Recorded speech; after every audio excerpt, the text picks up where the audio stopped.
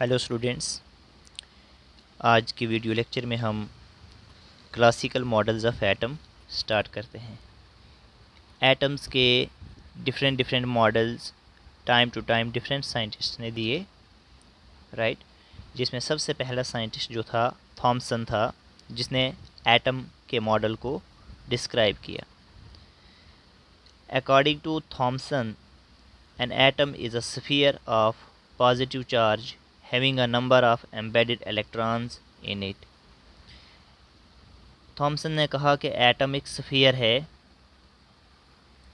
Positive charge का, right. इसे पूरे को हम क्या कंसिडर करेंगे, स्फेरिकल है, और इस पूरे को हम क्या कंसिडर करेंगे, पॉजिटिव चार्ज।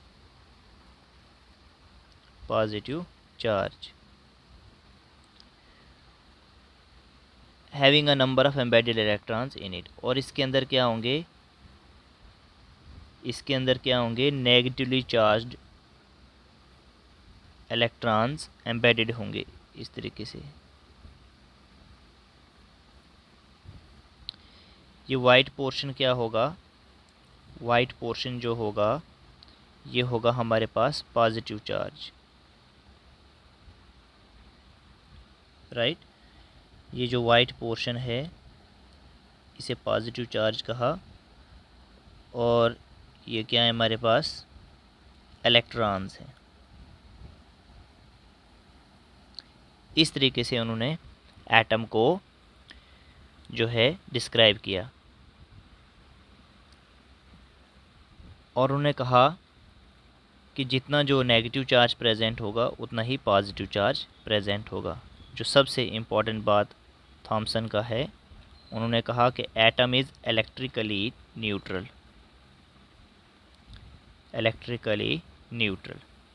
सबसे इम्पॉर्टेंट बात यही है, एटम जो है इलेक्ट्रिकली न्यूट्रल है। जितना पॉजिटिव चार्ज है एटम के अंदर उतना ही नेगेटिव चार्ज भी होता है।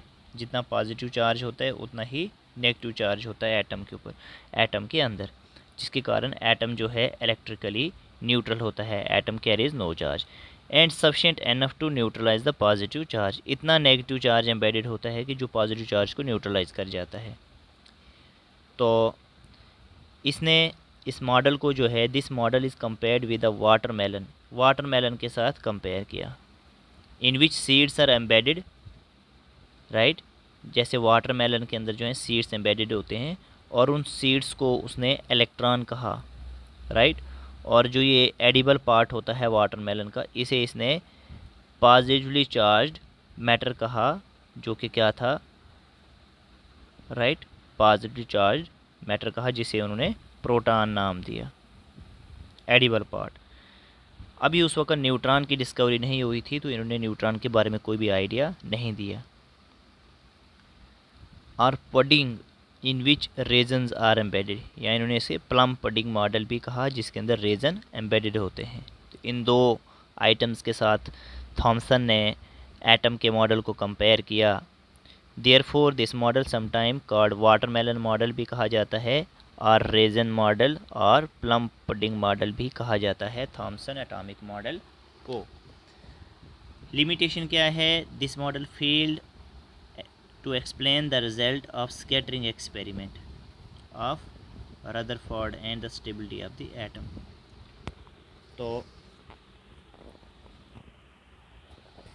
यही इसकी जो है लिमिटेशन है कि ये स्कैटरिंग एक्सपेरिमेंट को एक्सप्लेन नहीं कर पाया जो रदरफोर्ड ने एक्सप्लेन किया, और ये एटम की स्टेबिलिटी को भी एक्सप्लेन नहीं कर पाया, ठीक है।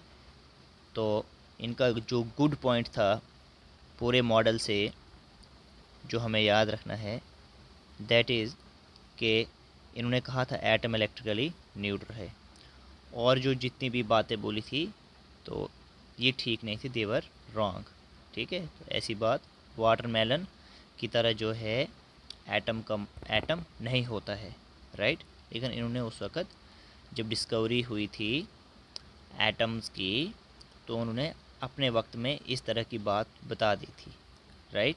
और इसमें एक ही बात जो है जो प्रूव हुई थी टू बी राइट, वह थी एटम इज़ इलेक्ट्रिकली न्यूट्रल। इन्होंने ये बताया था कि एटम के अंदर जितना पॉजिटिव चार्ज होता है उतना ही नेगेटिव चार्ज होता है। तो यही एक बात याद रखने वाली है।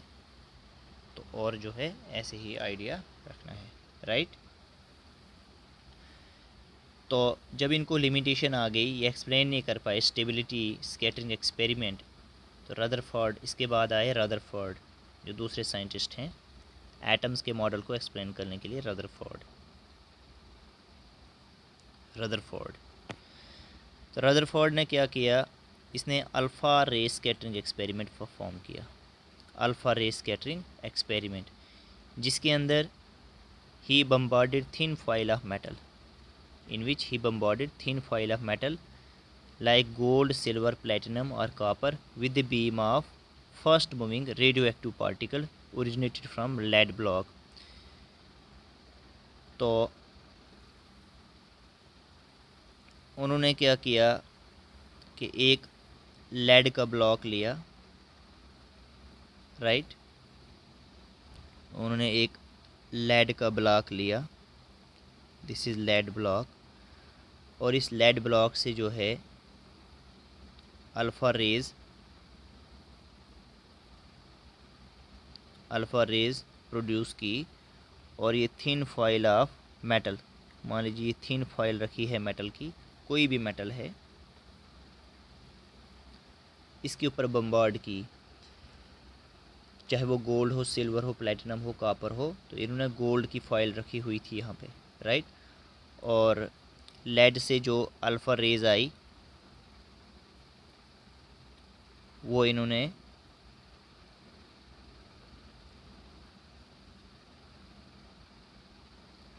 लेड के अंदर जो है इस रेडियो एक्टिव एलिमेंट को रखा गया था, राइट। लेड जो है हमारे पास ये कोई रेडियो एक्टिव सब्सटेंस है जहाँ से अल्फ़ा रेज जो हैं प्रोड्यूस की गई, और इसको जो है लेड ब्लॉक के अंदर रखा गया था, लेड ब्लॉक।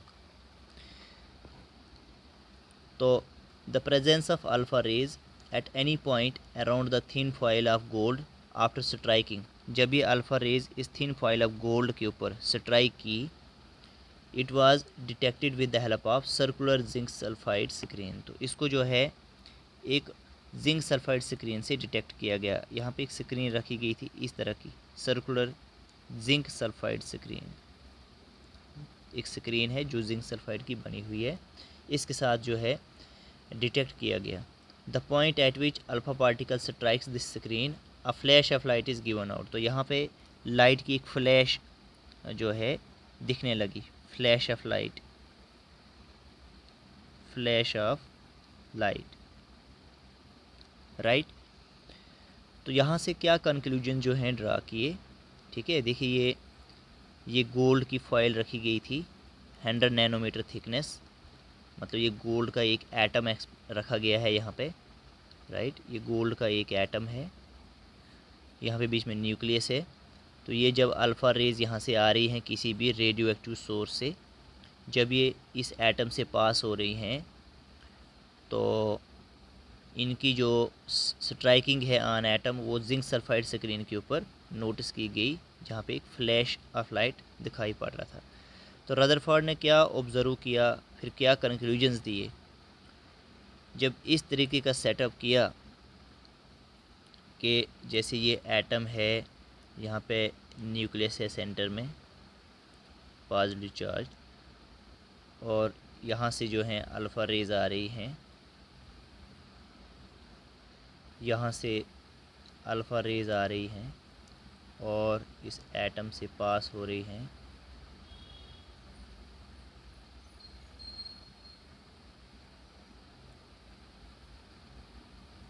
राइट। तो उन्होंने क्या जो है यहाँ से कंक्लूजन निकाला, उन्होंने कहा कि most of the alpha particles pass through the gold foil. ये जो गोल्ड की फॉइल रखी हुई है, तो गोल्ड फॉइल के अंदर गोल्ड के बहुत सारे एटम्स होंगे, गोल्ड के बहुत सारे एटम्स होंगे। तो एक एटम की बात की जा रही है, उन्होंने कहा कि बहुत सारे अल्फ़ा पार्टिकल जो हैं जो गोल्ड फॉइल से पास हो रही हैं विदाउट एनी डिफ्लेक्शन, कोई डिफ्लेक्शन नहीं हो रही है, स्ट्रेट पास हो रही है, जैसे ये स्ट्रेट पास हो रही है। From the original path because atom has large empty space. उन्होंने क्या कंक्लूजन दिया कि एटम के अंदर जो है बहुत सारी स्पेस एम्प्टी होती है, जैसे ये वाली स्पेस एम्प्टी है, ये स्पेस एम्प्टी है, तो तभी जो है बहुत सारी रेज स्ट्रेट पास होती जा रही है, स्ट्रेट पास हो रही है। ठीक है, बहुत सारी रेज जो हैं, बहुत सारी रेज आती हैं, तो ये स्ट्रेट पास होती जा रही है, स्ट्रेट पास होती जा रही है। As most of the alpha particle pass through the foil undeflected, क्योंकि एटम के अंदर बहुत सारी स्पेस क्या होती है, एम्प्टी होती है। फ्यू पार्टिकल जो हैं, फ्यू अल्फ़ा पार्टिकल डिफ्लेक्ट होते हैं at large angles while some are deflected through small angles. तो देखिए कुछ ही अल्फ़ा पार्टिकल जो है डिफ्लेक्ट होते हैं, जैसे ये रेज़ यहाँ से आ रही है, फिर ये यहाँ से डिफ्लेक्ट हो रही है, ये रे आ रही है, फिर ये ऐसे डिफ्लेक्ट हो रही है, तो कुछ ही डिफ्लेक्ट होती हैं लार्ज एंगल्स के साथ। अब देखिए ये रे इस तरह से आ रही है, फिर ऐसे डिफ्लेक्ट हो रही है, यहाँ पे कोई ना कोई एंगल बन रहा है, ऐसे रे आ रही है, फिर ऐसे डिफ्लेक्ट हो रही है, राइट। तो यहाँ पे कुछ ना कुछ एंगल बन रहा है। कुछ रेज तो स्ट्रेट पास हो रही है, ऐसे इस तरीके से रेज पास हो रही है, राइट। तो कुछ ही रेज, जैसे ये एक रे जो है ये इधर आ रही है और फिर ये यहाँ से ऐसे डिफ्लेक्ट हो रही है, ठीक है, अनडिफ्लेक्टेड, ये बाउंस बैक, ये वापस आ रही है, ठीक है। और कुछ रेज ऐसे हैं, ऐसी हैं कि जैसे वो ऐसे आ रही है और इसी पाथ से जो है वापस स्ट्राइक कर रही है। तो because there is heavy positive charge at the centre, ये क्यों कुछ रेज डिफ्लेक्ट हो रही है, क्योंकि एटम के सेंटर में क्या है, एक पॉजिटिव बॉडी है, राइट, एक पॉजिटिव चार्ज है। तो अल्फ़ा रेज भी पॉजिटिवली चार्ज होती हैं, जो अल्फ़ा रेज है ये भी पॉजिटिवली चार्ज होती हैं।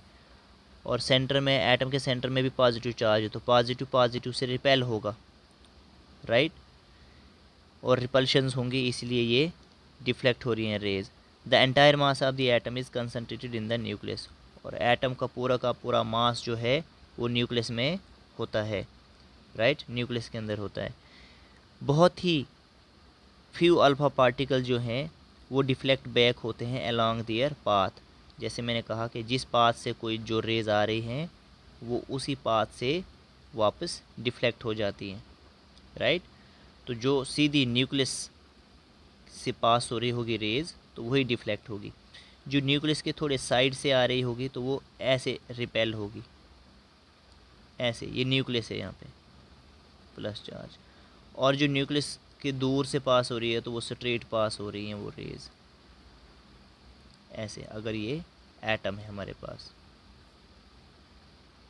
राइट, तो इस तरह का रेज का डिफ्लेक्शन होगा। तो रदरफोर्ड ने किस तरीके से अल्फ़ा स्कैटरिंग एक्सपेरिमेंट परफॉर्म करने के बाद इन्होंने एटम को किस तरीके से जो है डिस्क्राइब किया। उन्होंने कहा एटम स्फेरिकल होता है, ये बात इन्होंने थॉमसन की ही नोट की एंड मोस्टली बताई। एटम जो है स्फेरिकल, ये थॉमसन ने भी बताया था। And most hollow with a lot of empty space in it, तो ये बात इन्होंने अपनी बताई एक्सपेरिमेंट करके कि एटम के अंदर बहुत सारा स्पेस क्या होता है, एम्प्टी होता है, खाली होता है, ठीक है। क्योंकि एटम है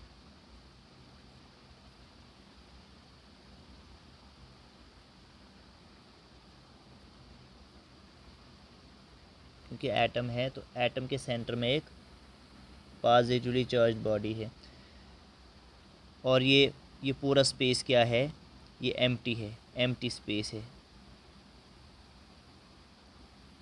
एम्प्टी स्पेस है। दूसरा पॉइंट क्या कहा, it has a small positively charge part at its centre known as nucleus, तो इसे इन्होंने क्या नाम दिया, न्यूक्लियस। तो न्यूक्लियस किसने डिस्कवर किया, रदरफोर्ड ने, right. The nucleus is surrounded by electron, तो न्यूक्लियस के बाहर से क्या होंगे, इलेक्ट्रॉन्स होंगे। The electron revolve around the nucleus with very high speed in a circular path called orbits, तो बहुत ही सर्कुलर पाथ्स होंगे, न्यूक्लियस के बाहर से सर्कुलर पाथ्स होंगे, इन सर्कुलर पाथ्स को क्या नाम दिया गया? Orbit, right. और इन पाथ्स के बीच में क्या होगा? जो डिफरेंस होगा वो फिक्स होगा, ये जो डिफरेंस होगा यहाँ पे फिक्स होगा, और ये इलेक्ट्रॉन रिवॉल्व करने का पाथ है। The number of extra nuclear electron is equal to the number of positive charge in the nucleus. जितना पॉजिटिव चार्ज होगा उतने ही इलेक्ट्रॉन जो है रिवॉल्व कर रहे होंगे। जितना पॉजिटिव चार्ज होगा एटम के अंदर उतना ही नेगेटिव चार्ज होगा।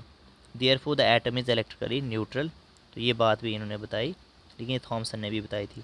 Electron and nucleus are held together by electrostatic force of attraction. तो जो इलेक्ट्रॉन्स होते हैं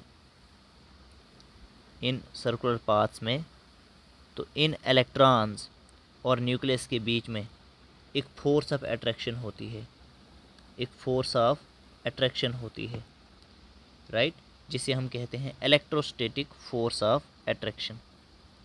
Rutherford's model has resemblance with solar system. Solar system की तरह ये रिजेंबल करता है, ठीक है। Hence also known as planetary model of the atom भी इसे कहा जाता है, राइट। There is an empty space around the nucleus, जिसे हम एक्स्ट्रा न्यूक्लियर पार्ट कहते हैं।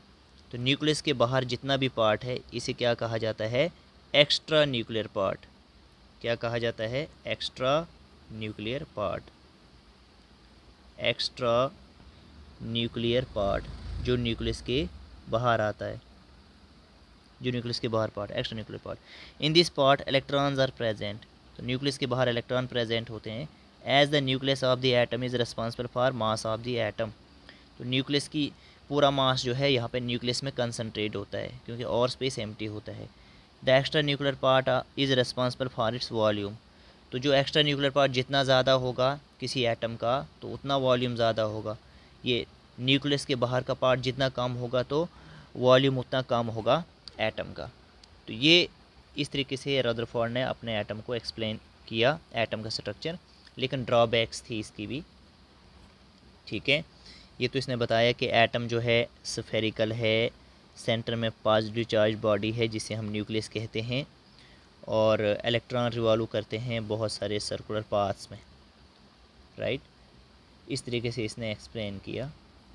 बहुत सारी स्पेस एम्प्टी होती है, उसे एक्स्ट्रा न्यूक्लियर पार्ट कहा जाता है। लेकिन ड्रॉबैक क्या थी अकॉर्डिंग टू, और इसने कहा कि इलेक्ट्रॉन जो है रिवॉल्व करता रहता है, ठीक है। इलेक्ट्रॉन रिवॉल्व करता रहता है, इलेक्ट्रॉन रिवॉल्व करता रहता है, रेस्ट में नहीं होता है। तो according to electromagnetic theory of Maxwell, Maxwell की एक थ्योरी है, जब भी कोई चार्ज पार्टिकल मूव करता है under the influence of attractive force it lose energy. तो वो चार्ज पार्टिकल मूव करते करते क्या है, एनर्जी लूज कर जाएगा, right, in the form of electromagnetic radiation. Therefore an electron in an orbit will emit radiation. तो इलेक्ट्रॉन भी मूव करते रेडिएशन इमिट करना चाहिए। As result of this electron should lose energy, electron lose करना चाहिए energy at very turn, हर एक पॉइंट पे जब ये रिवॉल्व कर रहा है, और वो आहिस्ता आहिस्ता जो है न्यूक्लियस के पास आ जाना चाहिए स्पाइरल पाथ फॉलो करके, और अल्टीमेटली जो है फॉल करना चाहिए न्यूक्लियस पे, और जिसकी वजह से न्यूक्लियस जो है अनस्टेबल हो जाएगा, एटम अनस्टेबल हो जाएगा। तो इस बात को जो है रदरफोर्ड एक्सप्लेन नहीं कर पाया कि ये इलेक्ट्रॉन, अगर ये न्यूक्लियस है और इलेक्ट्रॉन अगर यहाँ पे रिवॉल्व कर रहा है, तो इसे क्वेश्चन रखा गया कि अगर ये इलेक्ट्रॉन रिवॉल्व करते करते अगर ये न्यूक्लियस के ऊपर आ जाए तो एटम कोलैप्स हो जाएगा, क्योंकि कोई भी चार्ज पार्टिकल जब मूव करता है वो एनर्जी लूज़ करता है, अल्टीमेटली वो फॉल हो जाना चाहिए फिर इधर न्यूक्लियस के ऊपर, और ये एटम कोलैप्स हो जाएगा। लेकिन ऐसा होता नहीं है, तो इस बात को एक्सप्लेन नहीं कर पाया। फिर स्टेबिलिटी कैसे रहेगी जब ये इलेक्ट्रॉन रिवॉल्व कर रहा है, तो ये रिवॉल्व करते करते अगर एनर्जी लूज़ कर गया तो it will fall on the nucleus, फिर एटम की स्टेबिलिटी नहीं रही। इस बात को एक्सप्लेन नहीं कर पाया। पहली लिमिटेशन ये है, ड्रॉबैक ये है। If the electron lose energy, अगर इलेक्ट्रॉन लूज़ करता है energy continuously, the spectrum is expected to be continuous. तो जो स्पेक्ट्रम आता है हमारे पास, band of colours is called spectrum, तो वो कंटिन्यूस आना चाहिए। But the actual observe spectrum जो है consist of well defined lines of definite frequencies. तो हमारे पास स्पेक्ट्रम की बहुत सारी लाइंस आती हैं और उन लाइंस की डिफरेंट फ्रिक्वेंसीज होती हैं। Here the loss of energy by the electron is not continuous in an atom. तो लॉस जो होता है एनर्जी का वो कंटिन्यूस नहीं होता है एटम के अंदर। तो इस बात को भी वो एक्सप्लेन नहीं कर पाया। ठीक है, तो ये कुछ पॉइंट्स जो हैं ड्रॉबैक्स हैं रदरफोर्ड एटॉमिक मॉडल के। तो रदरफोर्ड ने न्यूक्लियस की डिस्कवरी की, जो मेन इंपॉर्टेंट पॉइंट है इसका, राइट। Okay, thank you.